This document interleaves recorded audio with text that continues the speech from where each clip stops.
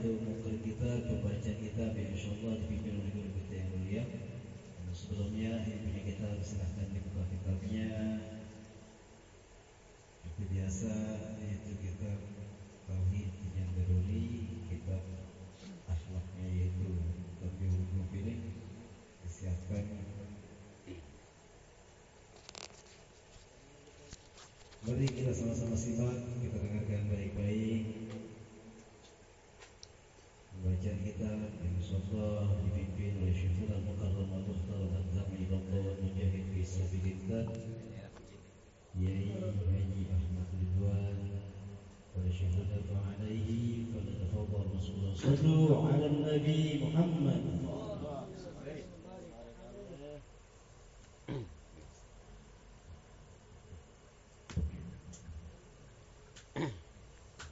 Assalamualaikum warahmatullahi wabarakatuh. Waalaikumsalam.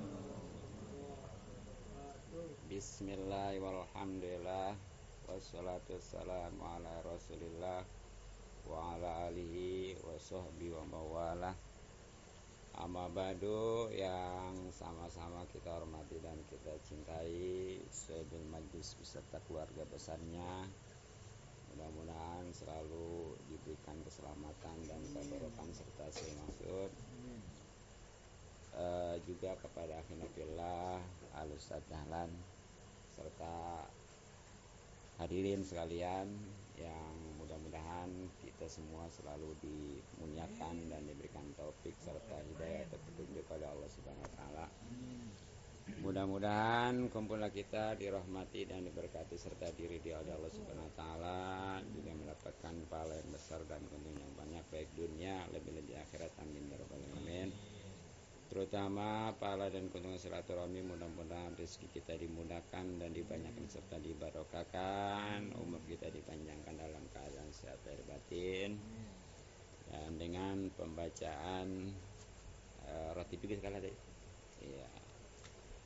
Mudah-mudahan dengan pembacaan rotib kita selalu dijaga oleh Allah Subhanahu wa taala, baik diri, keluarga, harta, terutama iman dan Islam.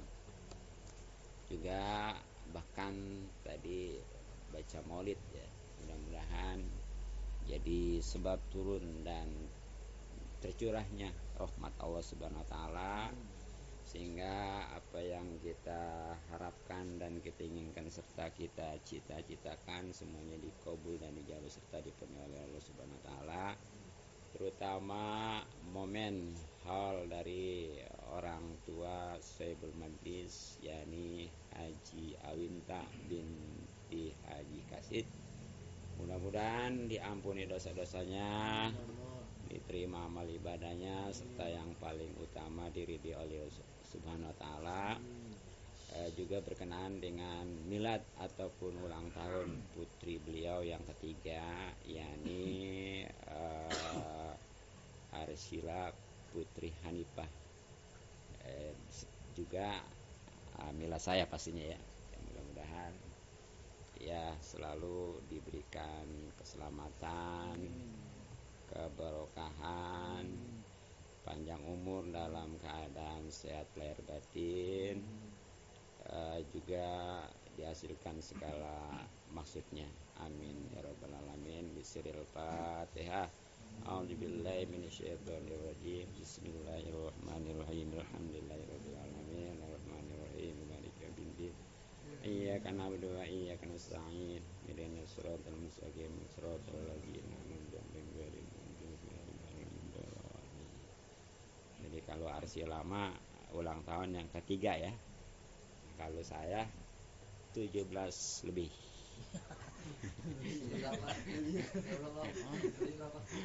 17 tahun ke atas. 15 kali Kiai. Dibalik. 15 kali 4 itu. 15 dibalik. Satunya di depan. Terlebih lagi pastinya pahala dan keuntungan ngaji yang mana memang hukumnya wajib, bahkan wajib ain ya. Artinya siapa yang ngaji insyaallah dan alhamdulillah mendapatkan pahala yang besar. Tapi yang tidak ataupun belum ngaji, naudzubillah, tanpa disadari dia berdosa, apalagi memang kajian kita yang kesemuanya wajib ain ya, yakni tauhid, fikih dan akhlak. Dari itu mari untuk yang pertama kajian kitab tauhid. Nah, tujuannya mah kita ngaji tauhid supaya kita bisa mengenal Allah Subhanahu wa taala, sehingga apa yang kita perbuat, yang kita ucapkan, yang kita niatkan semuanya terarah fokus hanya untuk dan karena Allah Subhanahu wa taala, sehingga kita akan mendapatkan pahala dan keuntungan. Jadi setiap amal kita kalau kita fokus hanya untuk Allah, karena kita sudah paham tentang tauhid, itu kita akan dapat keuntungan pahala. Tapi kalau tidak, nauzubillah ya, itu pahala kita nggak dapat, hancur ya, bahkan bisa berdosa. Makanya sekali lagi hari ini kita kembali kaji kitabnya tauhid ya. Faqad qala al-musannif rahimahullah ta'ala wa nafa'ana bi ulumi wa ma'ana bi asrari, amin ya rabbal alamin. Bismillahil Fatihah. A'udzu billahi minasyaitonir rajim. Bismillahirrahmanirrahim. Alhamdulillahirabbil alamin arrahmanir rahim maliki yaumiddin. Iyyaka na'budu wa iyyaka nasta'in. Ihdinas siratal mustaqim. Siratal ladzina an'amta 'alaihim ghairil maghdubi 'alaihim waladdallin. Yang pegang kitab buka halaman 7 ya, baris ketiga, tepatnya wajib. Bismillahirrahmanirrahim. Wajibu, langsung aja Indonesianya ya, karena Arab dan Sundanya kemarin udah. Adapun kalau Jawa ya, walaupun saya basicnya di pesantren untuk ngelugat Jawa ya, itu mah takut kurang paham gitu. Jadi sekarang langsung Indonesianya dan penjelasannya kurang lebih. Wajibu, dan wajib, pihakkihi ta'ala, pada hak Allah ta'ala, al ilmu, sifat ilmu ya. Jadi wajib nih bagi hak Allah ta'ala. Maksudnya wajib di sini, ingat, adalah wajib akli. Sebab wajib itu ada wajib akli, ada wajib syar'i. Nah, kalau bagi Allah ini sekali lagi maksudnya wajib akli, yaitu perkara yang tidak boleh tidak akan adanya bagi akal pikiran yang normal gitu. Yaitu sifat al-ilmu, yang artinya mengetahui tadi ya. Kalau ke Allah mah wajib akli, kalau bagi kita wajib syar'i. Makanya kita harus tahu. Kalau nggak tahu berdosa nih, yaitu tentang sifat ilmunya Allah yang artinya mengetahui. Nah, ini termasuk dari 4 bagian yang istilahnya nafsiyah, salbiyah, dan ma'nawiyah, ma'nawi dan ma'nawiyah. Nah, ini bagian yang ketiganya, yakni ma'ani ya, yaitu sifat yang abstrak yang wajib pada Allah, yang jumlah keseluruhannya itu ada 7 ya. Sifat ma'ani itu dari kudrat sampai kalam ya, perinciannya kudrat, irodat, ilmu, hayat, sama, basor, dan kalam. Nah, apa sih pengertian daripada sifat ilmu yang artinya mengetahui Allah? Wahia, sifat ilmu, sifatun, yaitu suatu sifat, qodimatun, yang memang sudah menetap. Qodimatun juga berdiri bizati, dengan zatnya Allah Ta'ala. Ya'lamu, Allah itu mengetahui, biha, dengan sifat ilmunya, al-asya, akan perkara-perkara. Jadi sifat ilmu itu adalah suatu sifat yang kodim, yang dahulu, yang enggak ada awalnya. Ya kan, kalau Allah mah enggak tadinya bodoh gitu, baru pinter ya.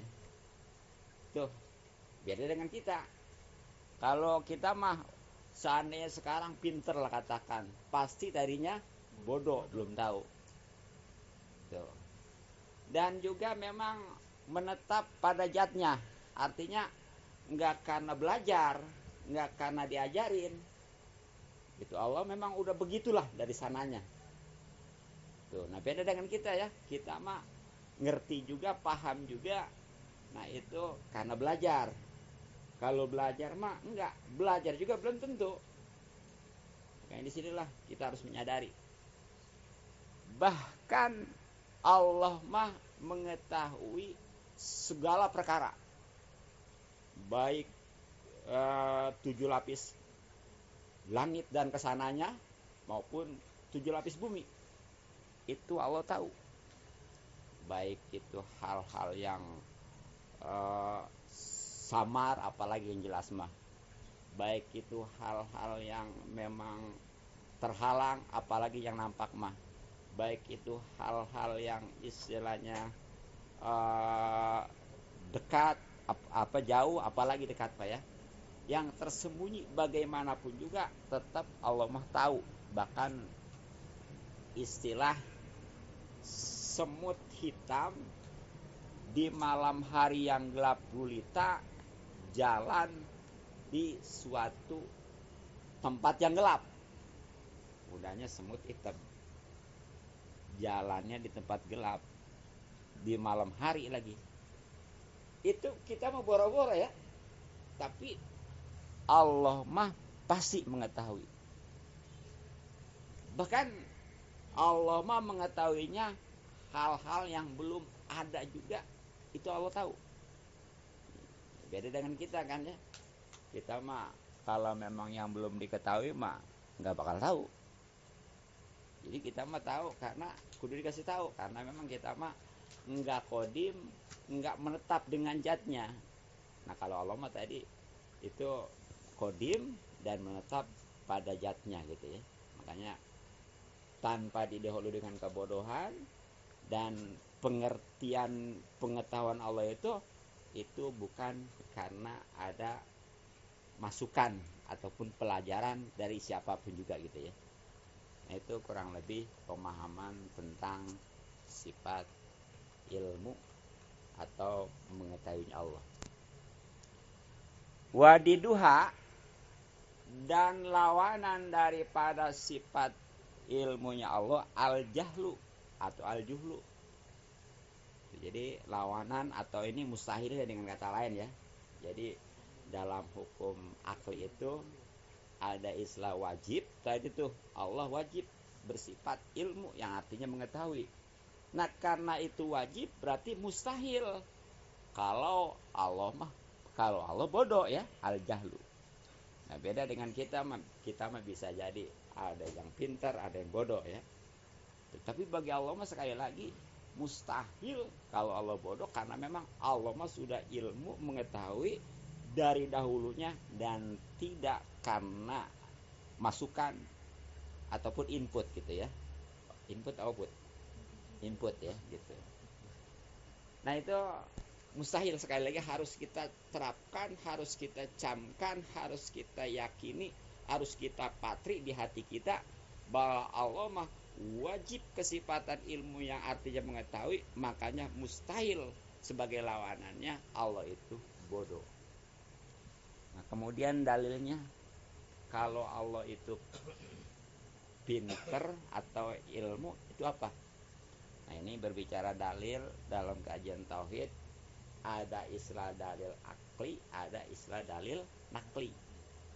Ya kalau akli itu biasanya dari penemuan logika ya, dari akal. Nah apa? Wadalilu, dalil ala zalika atas sifat ilmunya Allah, anau yaitu sesungguhnya Allah laukana, kalau seandainya Allah jahilan itu bodoh, lam yakun, maka Allah tidak akan muridan punya kehendak gitu ya. Tuh. Jadi kalau Allah mungkin bodoh atau nggak bakal punya kehendak, karena yang namanya kehendak itu berawal daripada ilmu, daripada pengetahuan.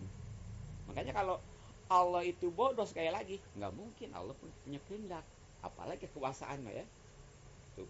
Karena berkehendak, berkekuasaan itu pasti Allah itu mempunyai sifat ilmu.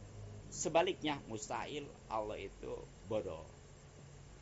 Nah, sedangkan wahwa nih, kalau Allah itu bodoh, muhalun, itu mustahil. Nggak mungkin lah Allah mau bodoh ya, karena memang jelas bahwa Allah itu wajib bersifat ilmu yang artinya mengetahui. Nah, terakhir masalah dalil naklinya apa nih? Jadi kalau dalil nakli itu bisa dari Al-Quran, bisa dari hadis ya. Nah, berbicara tentang dalil naklinya Allah maha mengetahui atau sifat ilmu, ini banyak di Al-Quran, khususnya di dalam surah Al-Baqarah ayat 29, di mana Allah Subhanahu wa taala berfirman, a'udzubillahi minasyaitonirrajim, bismillahirrahmanirrahim, huwallazi khalaqalakum ma fil ardi jami'a tsumma stawa ila samaa'i fasawwahunna sab'a samawat wa huwa bikulli syai'in alim. Terjemahannya, dialah Allah yang menciptakan segala apa yang ada di bumi untukmu. Jadi ini yang ada di langit maksudnya ya, yang ada di langit khususnya ataupun yang ada di bumi, ini semuanya ciptaan Allah. Kemudian dia menuju ke langit. Di sini bukan berarti Allah itu berangkat ke langit atau ada di langit ya, karena Allah itu pasti mukhalafatul lil hawadis, nggak punya tempat, nggak ada tempat. Sebab kalau bicara Allah ada tempat mah, itu berarti Allah makhluk. Jadi maksudnya di sini kekuasaan, bisa ilmunya ya. Nah, lalu dia menyempurnakan, ini pasawa nih. Bahasa pasawa itu jangan istilahnya istawa bersemayam. Ini kan ada tuh ayat di Al-Quran ya, Ar-Rahmanu istawa al arsi itu ya. Ar-Rahmanu istawa al arsi.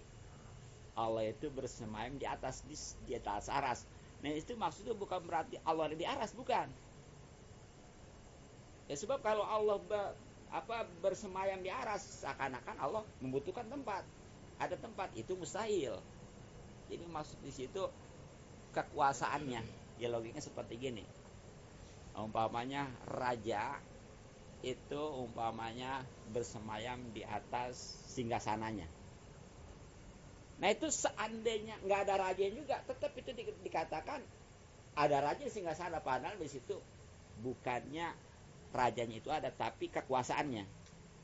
Sebab walaupun nanti bukan dia, kalau memang digantikan kekuasaannya, jadi tetap tuh singgasananya mah gitu ya. Sekali lagi, pengertian Allah di atas aras itu hati-hati, jangan dengan pengertian Allah itu bersemayam, bertempat tinggal, tapi itu hanya kekuasaannya. Nah, khususnya yang dimaksud di sini tadi di akhir ayat itu, wa huwa bikulli syai'in alim, dan dia maha mengetahui segala sesuatu. Jadi tadi sebagaimana dibahas, apa ya'lamu biha al asya'a, Allah itu mengetahui segala perkara, baik yang samar apalagi yang jelas, baik itu yang jauh apalagi yang dekat, baik itu yang tersembunyi apalagi yang nampak. Bahkan 7 lapis bumi, 7 lapis langit terus ke atas, dan hal-hal yang belum tahu, belum ada, itu pasti Allah sudah mengetahui dengan sifat ilmunya yang tanpa diawali dengan kebodohan, dan tidak perlu harus ada input atau pelajaran dari siapapun. Nah kemudian terakhir nih konsekuensinya nih setelah kita memahami tentang sifat ilmunya Allah harus bagaimana. Ini nih yang jarang disampaikan ya. Kadang-kadang ngaji terus cuma ilmiah aja gitu, sampai lebar panjang nih ngebahas pengertian ilmunya Allah begini begitu, sementara konsekuensinya ini kadang-kadang nggak disampaikan. Padahal ini yang mestinya harus dimiliki setelah orang itu memahami, mengetahui tentang sifat-sifat Allah. Nah konsekuensi ataupun pengamalannya setelah kita tahu memahami tentang sifat ilmunya Allah adalah nih, kita ini harus bertekad untuk tahu, untuk takut di mana dan kapanpun juga berbuat maksiat. Karena apa tadi? Allah itu maha mengetahui di mana dan kapanpun juga, serta kepada siapapun juga. Nah, di dalam beberapa ayat di Al-Quran nih, bagaimana ancaman-ancaman bagi orang yang maksiat akibatnya itu tidak konsekuensi dengan sifat ilmunya Allah, karena memang belum memahami, atau memahami karena nggak tersampaikan tuh tentang konsekuensi daripada sifat ilmunya Allah. Di antaranya ada di surat An-Nisa ayat 14, di mana Allah Subhanahu wa taala berfirman, a'udzubillahi minasyaitonirrajim, bismillahirrahmanirrahim, wa may ya'sillaha wa rasulahu wa yata'adda hududahu yudkhilhu nara khalidan fiha walahu azabun muhin. Dan siapa aja laki perempuan mendurhakai Allah dan Rasulnya dan melanggar batasan-batasan hukumnya, jadi mestinya dia itu taat, takwa, perintah Allah dijalanin, larangannya ditinggalkan, malah dibalik. Perintah Allah mah ditinggalin, seperti sholat, puasa, zakat, haji yang udah mampu. Terutama dasar segalanya apa? Ngaji. Giliran yang haram malah dikerjain, naudzubillah. Dan perlu diketahui ya, yang namanya dosa atau maksiat itu bukan karena dia ngerjain yang haram aja. Jadi bukannya karena dia itu minum arak, zina, mencuri, judi, dan lain sebagainya ya. Termasuk orang yang meninggalkan kewajiban juga sama itu maksiat. Awas, siapa aja laki perempuan yang maksiat kepada Allah dan Rasulnya, ini udah nggak ditawar-tawar ya. Kalau udah bicara Rasul dan Allah dan Rasul mah udah nggak ada sebenarnya gimana-gimana. Makanya di dalam ayat itu ada bagaimana tuh sedalan yang ati Allah wa ati Rasul ya, wa ati Allah wa ati Rasul walil amri minkum ya. Taatlah kepada Allah dan Rasulnya dan ulil amri. Nah, kalau berbicara taat kepada Allah itu udah mutlak, udah nggak ada syarat-syarat kudu gini gitu. Sebab udah pasti Rasul mah berdasarkan wahyu, nggak ada melencengnya. Sedangkan kalau ulil amri tergantung. Kalau memang dia bagus, ya alhamdulillah. Bahkan keseharian tugasnya ketika dia adil, seorang ulil amri pemerintah, baik jajaran yang tertinggi presiden maupun yang paling rendah RT, itu lebih utama daripada ibadah 60 tahun. Itu kalau adil. Yang adil itu gimana? Yaitu yang sudah menerapkan syariat Islam. Kalau belum, betapapun benernya dia, jujurnya dia, tetap nggak bisa. Gitu ya. Makanya itu ada syarat kalau ulil amri mah. Nah jadi hati-hati nih, hukuman konol itu harus dijalankan. Kalau dia sampai meninggalkan, itu maksiat namanya, maka yudhilhu naron, Allah akan memasukkannya ke neraka, sedangkan khalidan fiha, dia itu kekal di dalamnya, bahkan ya baginya itu ada siksa yang menghinakan. Nah itu ada sekali lagi di surat An-Nisa ayat 14. Kemudian yang kedua ada di surat Al-Ahzab ayat 36. di mana Allah Subhanahu wa taala berfirman, "Wa may ya'sillaha wa rasulahu faqad dhalla dhalalam mubina."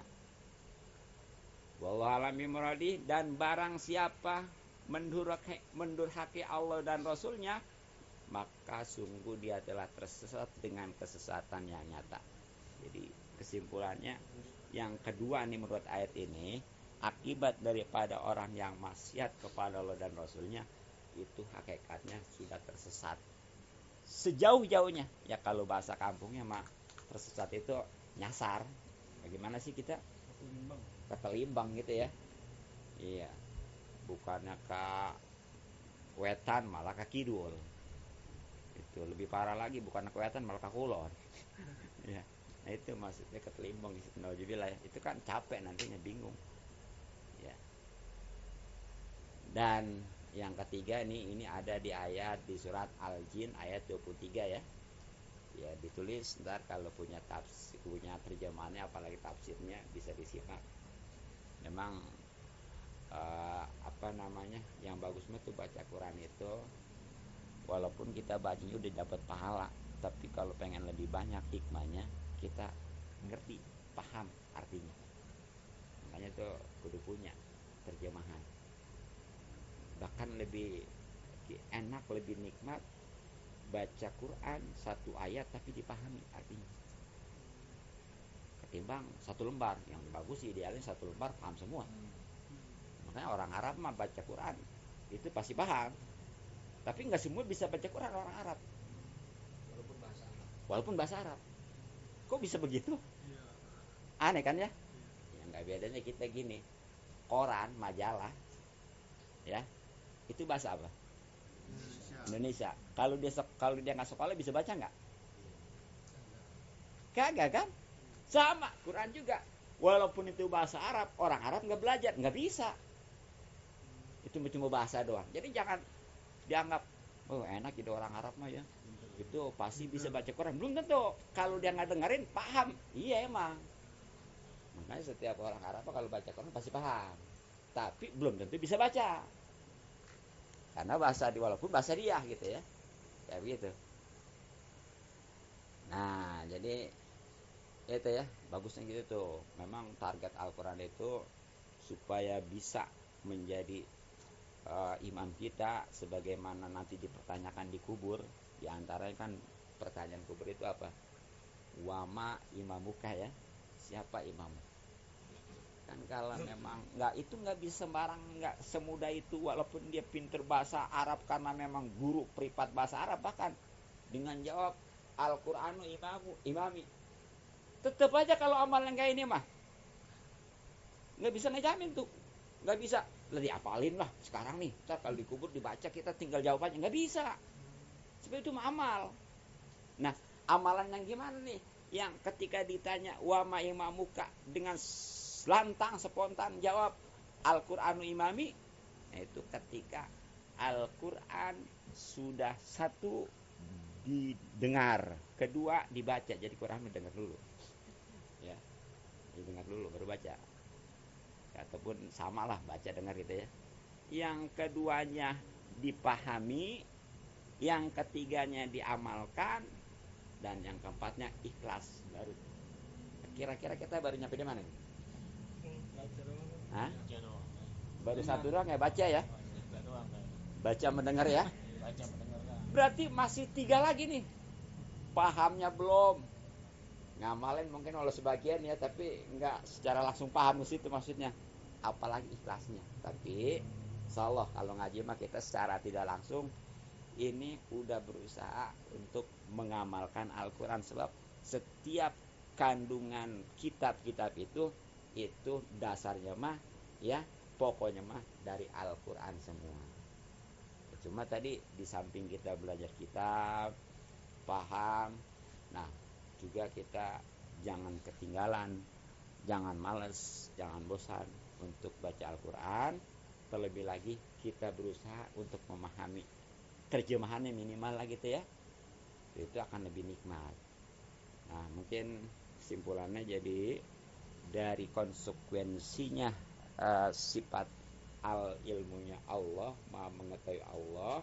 Kita selaku mukmin itu harus hati-hati, harus mawas diri, jangan sembarangan untuk berbuat maksiat di mana dan kapanpun juga, karena kita sudah yakin bahwa Allah itu maha mengetahui di mana dan kapanpun, bahkan sesuatu yang belum ada dan terjadi sekalipun.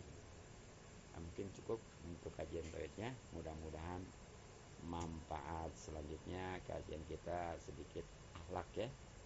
Ya, wallahu a'lam bishawab.